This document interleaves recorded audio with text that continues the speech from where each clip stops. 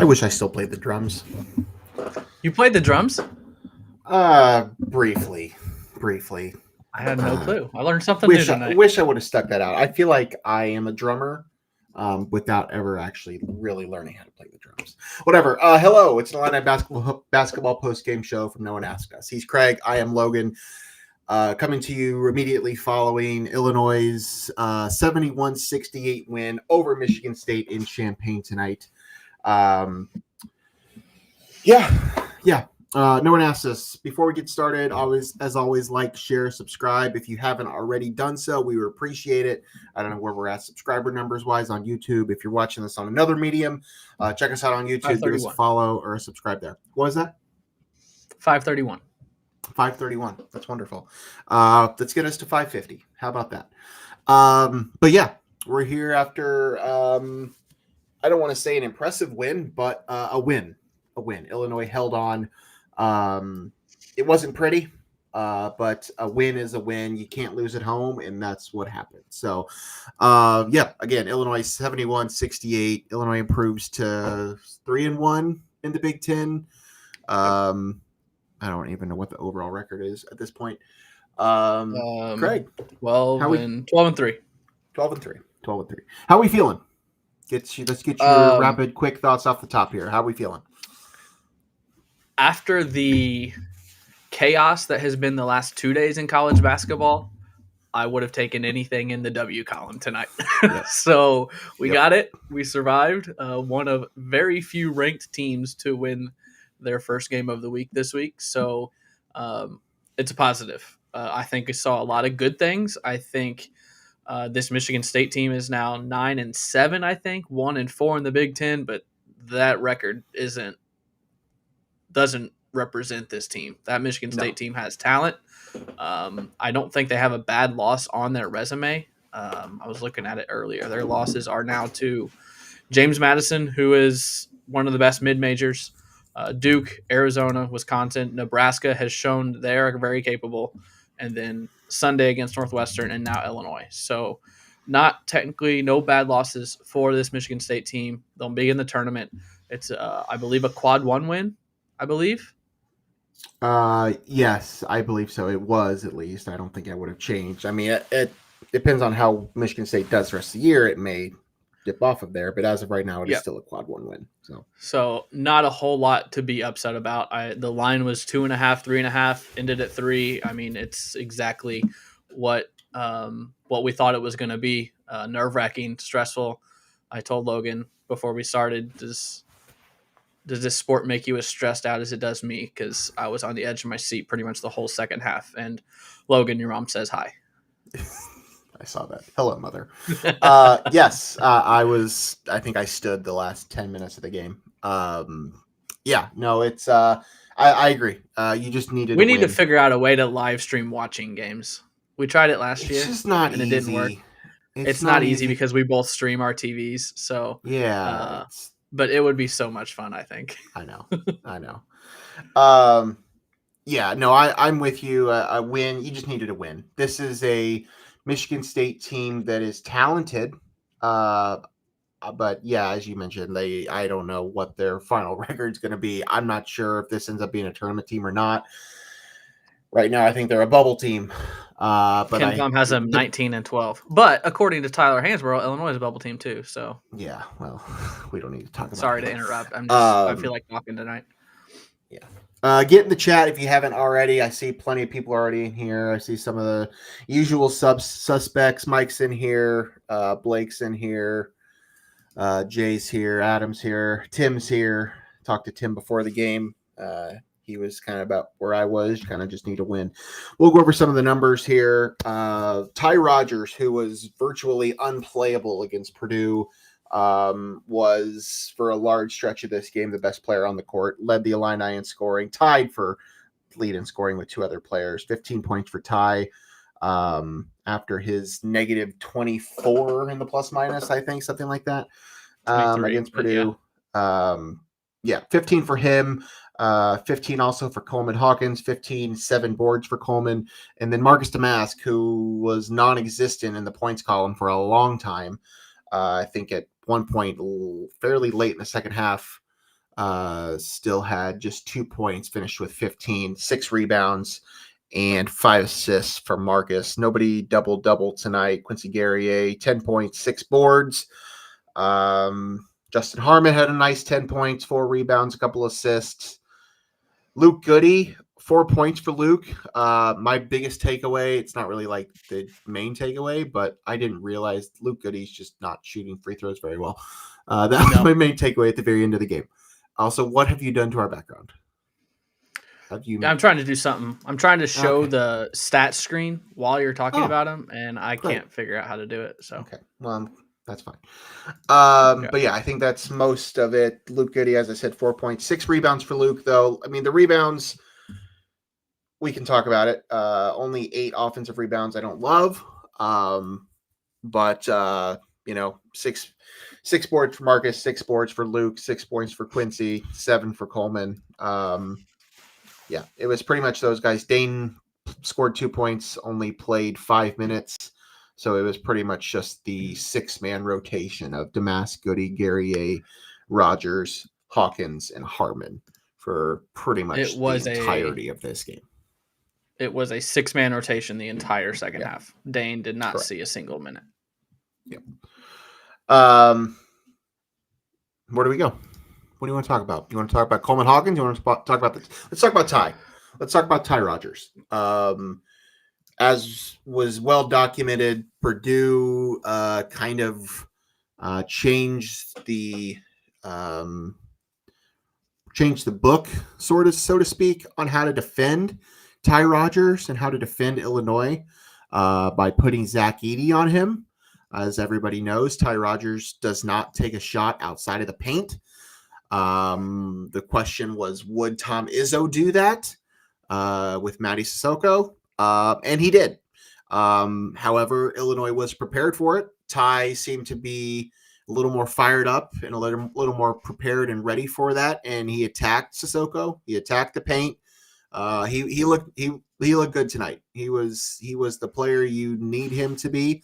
A much better performance from Ty Rodgers tonight with, as I said, a tie for team lead, 15 points. Were you surprised when we saw that defense on him right out the gate? Did you think they would go to that at some point? I was surprised. I didn't think we'd see it right away. I wouldn't say I was surprised. I think Purdue really exposed Ty, and so I thought, you know, obviously Tom Izzo is going to watch the Purdue game. He probably watched it live as it was happening and then watched it on film and scout and stuff. So it was so effective for them. I figure everyone's gonna try it for the rest of the season. But I was thoroughly impressed with Brad's adjustment to it. Yeah. He didn't shy away from it. He found a way to get Ty involved and get him easy buckets. He was 5 of 5 in the first half. All 5 shots were in the paint. A dunk, some easy layups. He used his quickness to get around Sissoko, where Edey is so big, he wasn't going to get more than the charge arc away. Sissoko was closer to the free throw line, which gave Ty more room. He had a couple nice spin moves that got him the layups, and he was able to get around Sissoko. So I really think that Purdue was an outlier because Edey is just so big. I don't think there's another big in the Big Ten that Rodgers can't get shots off over. No, but I think other teams are going to try it. Oh, I think everyone's going to try it. Yeah, I mean, it's probably the best way to try and defend it. But yeah, I mean, Ty showed tonight that he is capable of getting past it, and he was very good in that department tonight, especially in the first half. I think most of his points came in the first half. He wasn't quite as effective in the second half. I think he was 5 for 5 from the field in the first half. Finished the game 6 for 8. He got 3 points in the second half, 1 field goal and 1 free throw. Only 1 rebound for Ty Rodgers. It was in the I don't know what that means. Just wanted to point that out. Also, no assists. Whatever. Ty Rodgers was at least effective. Well, he didn't play a whole lot. He only played a half. He only played 20 minutes. Yeah, that's true. Like that's 15 why points Jay in 20 minutes. Asking, I don't know why Ty wasn't on the floor more. Yeah, I don't know. I mean, looking at the analytics of it, he was at halftime he was +7 in plus minus. He ended up +2. So his second half performance wasn't as good, but he also didn't play as much in the second half. I don't know what happened. He was not in foul trouble. I don't remember him making any huge mistakes. But I'm with Jay. I'm confused as to why he didn't see more minutes, because this was a career game. I believe 15 is a career high for him. So I don't know. I can only speculate, and I don't really even need to start there. So I have no idea. But still, 15 points in 20 minutes is pretty good from that department. Coleman Hawkins looked like all Big Ten defensive player tonight. All over the court, guarding everybody, stopping several things, causing havoc on the defensive end, also scoring 15 points. He 4 blocks, 4 blocks for Coleman Hawkins, 2 assists. If you are, I mean, I know it's still only January, but you know how these things go. Sometimes who you think is the best defensive player doesn't always get the awards, because all they're going to look at is blocks and stats, or blocks and steals. So obviously this will help in that department. We didn't really go over any of the efficiency numbers and all that stuff. Luke Goody, for his only 4 points and 6 boards, was the best on the team in terms of plus minus with 10. Quincy was 6. And then after that, it's just kind of not great. Ty was 2. Coleman -2. Justin 2. Marcus Domask an even 0 on the night, plus minus. And then Dane was -3. Plus minus is just a weird stat. I know what it means. And it is a very weird stat. It's just odd to like look at these numbers. Like, I just don't know. On a night like tonight, I don't really know what that proves. I don't know what those numbers should tell me tonight. Like on the Purdue night, yes, those numbers can tell you things. I don't know that I learned anything from those numbers tonight. I mean, to show you kind of the wonkiness of analytics and whatnot, plus minus is a big stat. Coleman was -2. And I'm nerding out here on my analytics, but, I like the efficiency and the game score. Oh, I know. Efficiency is the good plus, or it's all the good added up, subtracting the bad. And Coleman Hawkins' efficiency was 23. The next closest was Marcus with 16. And his game score, which is on a scale of 0 to 40, was 15.8. The only other Illinois player in double digits was Marcus at 11.9.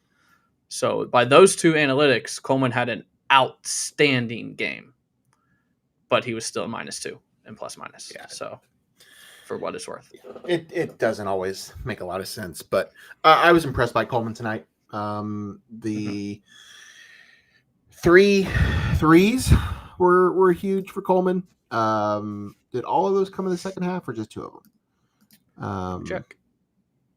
I don't remember. 2, but 2 of the 3 came in the second half. He was 4 for 4 from the free throw line. And as I said, get a lot on the defensive end. Tonight was definitely a Coleman Hawkins game. Would have been a Ty Rodgers game, probably, had he played more, but we don't need to get into that again. But yeah, this was definitely a Coleman Hawkins game. Individually, anything else? I mean, the Marcus Domask, I think that's been a known thing, is that he can light you up for 30, and then the next game he goes missing for large stretches of time. Who'd you that's say? What happened Sorry. Tonight. Marcus Domask. Yeah. For a quiet night, 15's right, but okay. but 13 of those came in the last 10 minutes. And 6 at the free throw line. Yeah, I mean, so it was a quiet 15, but he was literally non-existent points wise. Like, he was still dishing out assists and grabbing rebounds and doing other things, but it was an all-around team win. It wasn't pretty. This is a average at best Michigan State team, but you held on. You held on for a win.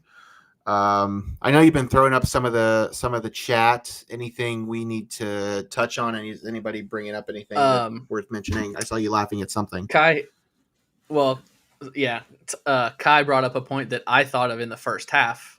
I didn't really verbalize it or text it to anyone, but you really can tell if Coleman's going to make it, because he just kind of flips it up there and it's just such a quick release. Yeah. And he doesn't hold his follow through or anything. Like, when he's feeling it. I had the same exact thought tonight, Guy.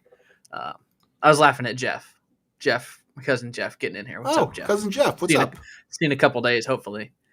Michael is in here with Coach's post-game thoughts, as he always does. Thanks, Michael. Loves the chemistry. I love the chemistry, Coach too. says they have not practiced due to too many being sick. Yeah, we didn't touch on that with Ty. Yeah, Coach said yesterday that Ty was sick at Purdue, and apparently it's must be a bug going around.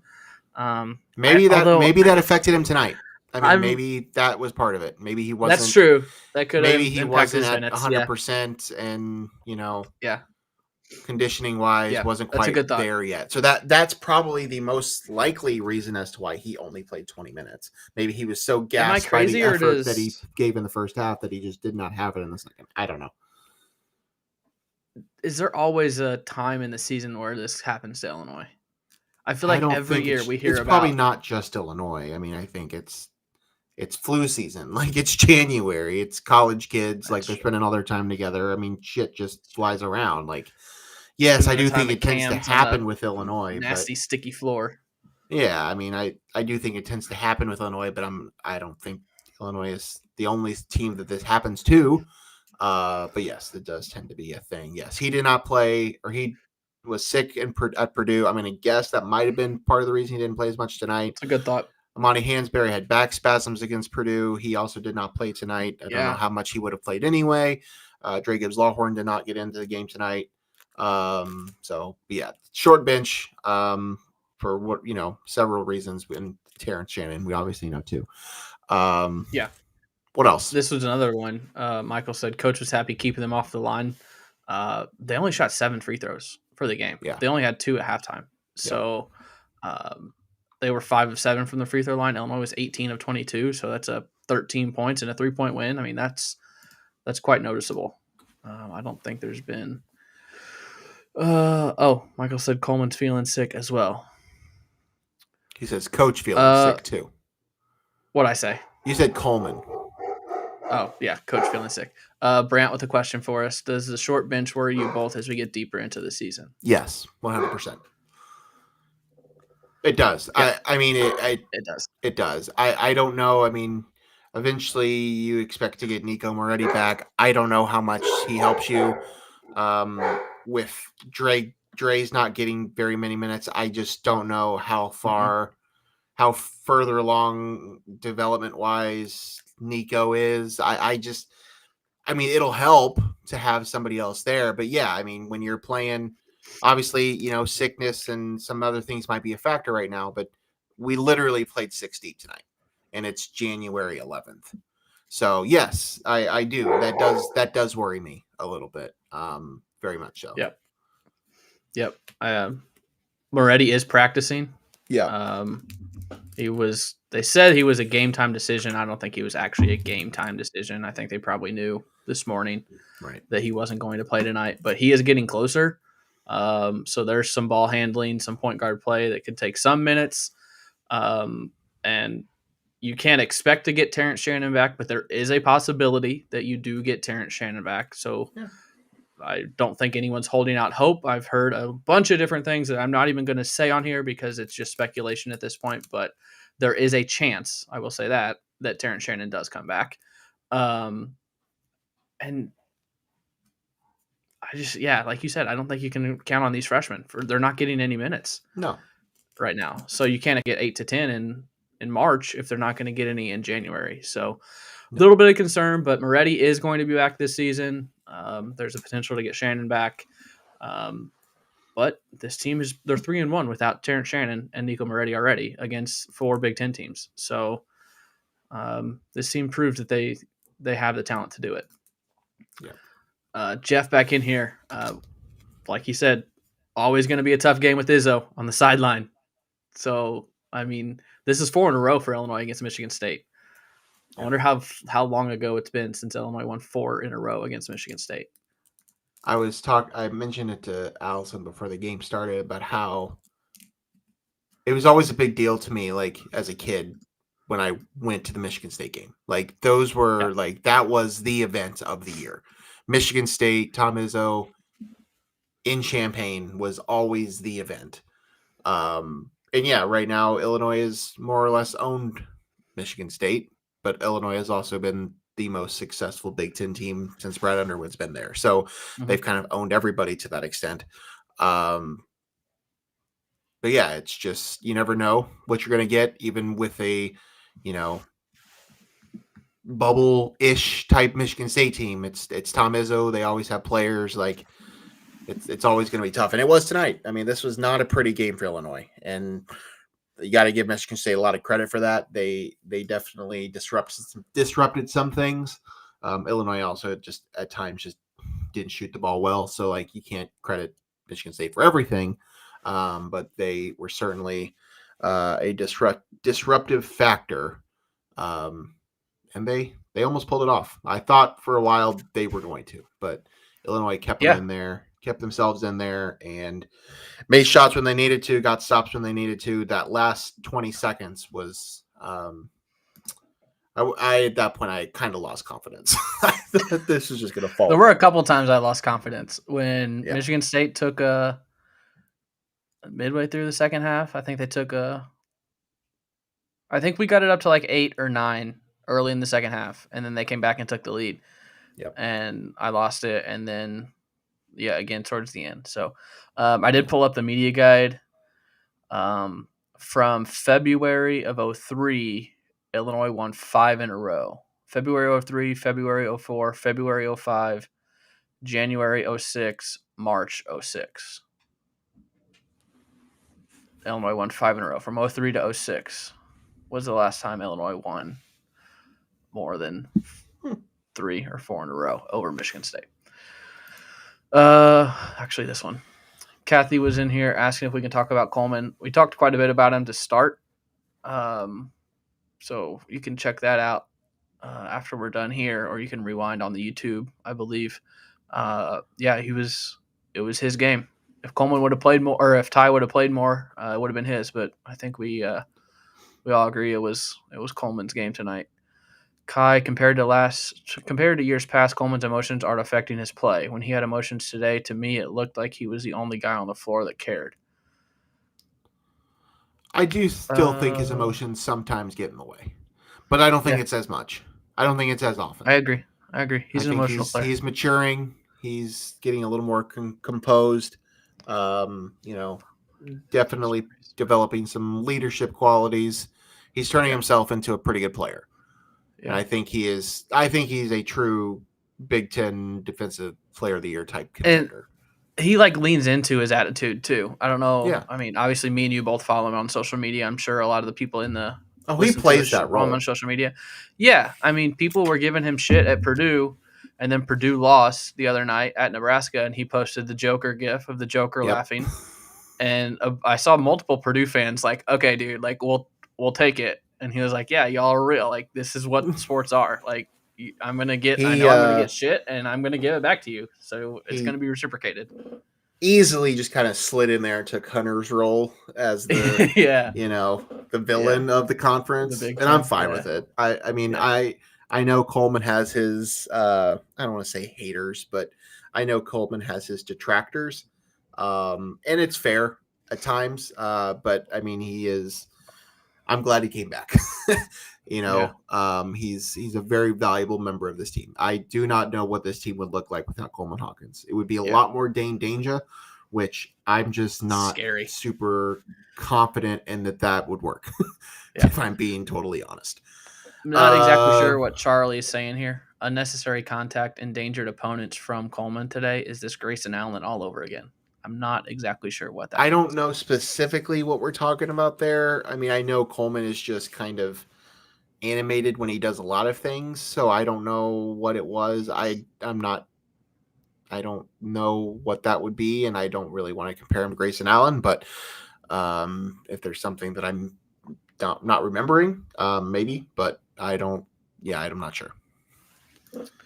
Double A Cards, nice win. When we can still beat a good team when we didn't make a lot of threes. I think this could very well be our best win. I mean, the Florida Atlantic win is looking worse. Not worse and worse, but it's not looking as good as we thought it was going to be. They almost lost tonight. They got bailed out late in the game. But I think Illinois has probably beaten 3 tournament teams now. So this is definitely one of the best. Could be the best at the end of the year. Still a lot of basketball to play. This may not even finish the year as a quad 1 win. Right now Michigan State is 25 in the net, and you have to be 30 in the net for a home quad win. 1. For quad 1. What's very possible. What's the FAU? Because that was neutral site. Neutral site is 50, and they're currently 22nd. I don't think they'll fall out of 50. They won't fall out of 50. Okay. So I think that one is safe. But this one, if Michigan State continues to trend in the wrong direction, this game might not be a quad 1 win by the end of the season. So it's crazy, as you know, as the Big Ten always tends to do this, but the Big Ten is just not a strong conference collectively. I think that's well documented. But yeah, there's not a lot of those quad 1 and quad 2 or quad 1 specifically opportunities down the stretch. So we'll just have to see. Your buddy South Bend Hawkeye, what's up? Yeah, this weekend's gonna be pretty fun around here. Got my shovel ready to go for Saturday morning. I gotta make the drive to Chicago Saturday, so I'm gonna have to dig myself out to get there. We had a trip to Chicago planned this weekend too, and I don't think we're gonna go. Yeah, I don't blame you. Probably for the better. I think by the time I am ready to take off, I think it'll be okay. But on the mark. What else? Is Harmon more well-rounded? Is Harmon a more well-rounded Alfonso Plummer? Would prefer him eating some of Goody's minutes. I think Alfonso Plummer was a much better shooter. But well-rounded. I think so. I would probably agree. I think so. Yeah. I would agree. And I thought about that comparison too. What did he do tonight? Maybe it was just like the Utah thing. Harmon took a lot of shots tonight. He was 2 of 7. He's nowhere near the shooter that Plummer was, but yeah, I've been impressed. I think a lot of people were sleeping on Justin Harmon. I just didn't know what to expect, because you never do know when those guys come from. I mean, the conference he played in isn't even. What did he play in? The WAC, maybe? Is he in the WAC? Or is it even lower than that? I don't remember. Utah Valley. Okay, he is in the WAC. So, I mean, that's like Grand Canyon, Stephen F. Austin. So you just never know when you get what you're getting from those kind of players. And I've been thoroughly impressed with what we've gotten from Justin Harmon. I have too. I've really liked. He's not the most consistent producer. But again, I think maybe it just goes to the Ty Rodgers being sick thing. I don't know. I was kind of surprised that he was on the court at times, but that could have had something to do with it. But yeah, defensively, he's kind of surprised me. I think he's better defensively than I expected him to be. No, he's not. He is not the shooter Alfonso Plummer was by any means. Nope. But yeah, he can do a lot of different things, and more so than Plummer. Plummer was just a shooter and nothing else. Yeah. And Harmon can do a lot more than that. In terms of eating Goody's minutes, I mean, there's not a lot of minutes to eat right now. We're only going about 6 deep. So I like having Luke Goody on the floor. I wish he did a little bit more scoring. His offensive game is, I mean, he's a good shooter, but he's not taking those shots, and he's aggressive. He's a good rebounder. He's going to, dive after balls. Like, he's that type of player. But yeah, I don't think there's a lot of minutes to be eating into at the moment. Yep. What else? A couple more, and then we'll close it up. Right. The action Michigan State ran at the end to get the layup, where it ended with Harmon as the drop defender, and Coleman up top was damn impressive. I went back and forth on the actions that Penn State or Michigan State was running tonight, because I feel like it was the same. It was guard up top, 4 down low, 2 posts on the block, and then the guards just swung through. They just kept going back and forth, just swinging through. Yeah. and then they'd occasionally set the ball screen. So I was back and forth on how to feel about it. But a couple of them obviously were beautiful and worked very well. There was one, and I sent it to the guys, where when the two guards, I don't remember who it was, on opposite side, it was in the first half. They went to cross, but instead of going across, they did like the skip to my Lou, like they hooked arms and swung back around and went back to where they came from. It's on Twitter. It's on I Twitter. didn't. Hoops Infomatics, I think, Okay. tweeted it. I'll send it to you, or I'll retweet it, or something. I think I might have retweeted it actually, or like I think I just liked it. Whatever.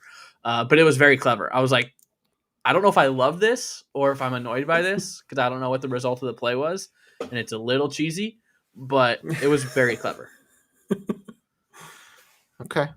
I haven't seen that, but that, yeah, I mean, yeah, that's fair.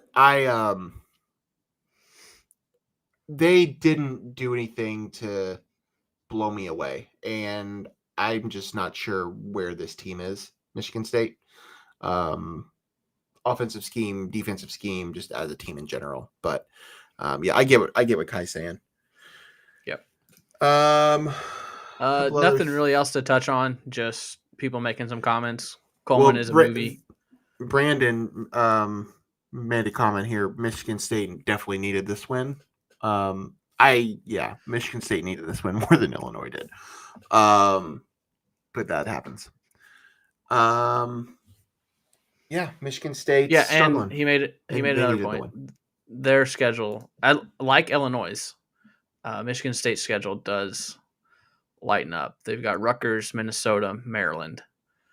Wisconsin is a tough one at Wisconsin, but then they play Michigan, Maryland, Minnesota. So 1, 2, 3, 4, 5, 6. 6 of their next 7 are against Ken Palm teams that are 75 or worse. So Michigan State's schedule definitely lightens up here over the next month.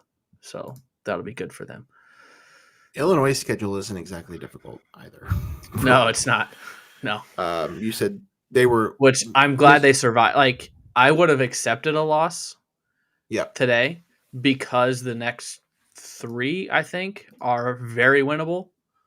The next actually 5 are very winnable. 3, 4. Yeah, the next 5. Yeah. I mean, you go to Michigan and to Northwestern, so winning a road game in the Big Ten is always difficult. But yeah, I mean, Michigan with Doug McDaniel, for what it's worth. That whole in Ann Arbor whole situation. Yeah. All right, let's just move on here. Kind of recapping, 71-68 was the final. 3-1 in the Big Ten now. 12-3 overall. Big win, needed it. Just can't lose home games because road games are going to be hard enough to come by. So win the ones when you can, and they did. They pulled it out, and now we move on. So next up is Maryland. You going to that one, or are you going to the next? You're the man, Charlie. Got a new fan. What's up, Charlie? I appreciate yours. Hey, thanks. Thanks for listening. There's the fireworks. I'm going to Rutgers. The 21st. I'm going to Rutgers. You were debating between the two. So yeah, Maryland Sunday. That one is like noon or 1 or 2 or something. I think it's 1 Central. 1 Central. 1 Central, something like that. That's on Sunday, and then at Michigan 1 week from tonight. Yep. So we will plan on doing post games for both of those, I imagine, unless we end up being somewhere else. But yeah, do you want to give your NFL picks? We got a request. Okay. I've got the Texans on Saturday. I want to take the Dolphins, but I don't think I can. So I'll take the Chiefs on Saturday, and then the Bills. So all the home teams, chalk as usual. Cowboys. I'm gonna take the Rams just to do it, and then the Eagles. I didn't think you'd ever take the Rams to do anything positive anymore. Yeah, I know. I wish they'd. No, I'm not gonna say it, but go ahead. All right. I'm gonna take some road teams. I'm gonna take the Browns. I'll take the Chiefs. Flacco. I'll take the Bills and the Cowboys and the Lions and the Eagles. Okay. Yeah. Browns, Chiefs, Bills, Cowboys, Lions, Eagles. Those are mine. All right. Who you got winning the else? Super Bowl though? I'm taking the Ravens. I'm taking chalk. I think the Ravens here. I mean, I might just take the Niners just to be different, but yeah, I think it's one of those two teams. Yeah. Do you want to talk any coaching carousel stuff before we get off? Oh, I mean, do a weekly show anymore. Yeah. Do you want to? I mean, talk this would have been the week to probably or do one. Do you have any thoughts on Bill Belichick, Nick Saban, Pete Carroll? I mean, I kind of got a hot take on Belichick. What is it? What's his record without Brady? I mean, not good. Brady won the 6 Super. Those were Brady's. I don't think that's a hot take. I think that's kind of widely understood that most of that dynasty, their success had to do with Brady more so than it did Belichick. Yeah, I mean, he's still I he's still one of the greatest, but I think his reputation is. I don't want to say his reputation, but his stats and his record is inflated because he had the best player of all time leading the team. So I don't think in the end, he was that good of a coach, but he won 6 Super Bowls. So good for him. Saban, not surprised by that one, to be honest. I think you probably saw my tweet. His attitude was so much different the last couple of years. I just figured the end was coming. Obviously, he's 72 years old, but just the way he was acting, he was doing McAfee show weekly and all of that. So I'm not surprised. Sounds like a former Saluki coach might be the replacement. So that'll be kind of cool. But still, is that your pick? I can root for Alabama. That's what everyone on Twitter is saying. They're saying it's him or Norvell from Florida State, which I don't blame Norvell because Florida State's getting in trouble for NIL, and they're obviously never going to make I guess they can make the playoff now, but I just really want to see the reaction from this town if it goes to Tommy Rees. It won't. I know it won't. But I saw his name in somebody's tweet as a true option, and I just laughed because this town, Adam Rittenberg, this town would just die if that's what happened. Okay, so you're saying Kalen DeBoer will be the next Alabama head coach? I'm not saying it. Twitter's saying it. All right. Anything else? I thought it'd be Lane Kiffin. I mean, I immediately tweeted the video of him saying tied at the end of his Ole Miss interview. That would have been my first guess, but yeah. Which that tweet is blown up. It's got like 130 impressions. 130,000 impressions. So all right. Cubs finally signed somebody. I was gonna say there was a couple more things that we could have. Cubs made a trade today too, and I don't think I like that trade for the Cubs. I do like the trade. I do too. I hate giving away. I don't like the pitcher. I don't like Imanaga, but I don't mind Imanaga. I think they're getting him at a pretty good deal. They are. It's a good price. I mean, he's a middle back end of the rotation guy. He's not their ace. Like they're not paying him to be their ace either. Yep. They're paying him to fill the Marcus Stroman role, so they may not be done. And then the trade today, Michael Bush, I think, is a great addition. I still have some questions about how exactly he fits, but I don't think they're done. So, and yes, they do need to sign Cody Bellinger. I think they will. I think that's inevitable. But I've seen crazier things with Scott Boras clients. Okay, let's shut this thing down. We've been on here for a while. One more time, Illinois 71, Michigan State 68 in Champaign.